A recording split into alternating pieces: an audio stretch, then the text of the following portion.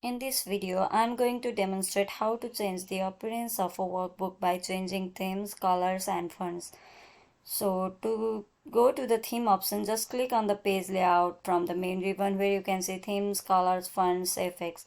Just click on the theme option where you can see the office one which is already selected. So this is the default theme for the workbook.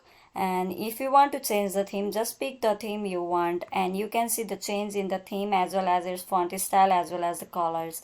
And in order to change the color of this workbook, you can select the color option from the page layout where you can see the different types of color styles. So just pick the one color or style you want and you can see the change in the colors of the whole theme. And if you want to change the font style, just click on the font option where you can see the different types of font styles. And just you can select the one font style you want, and you can see the change in the font style of the whole workbook, which can change the appearance of your workbook.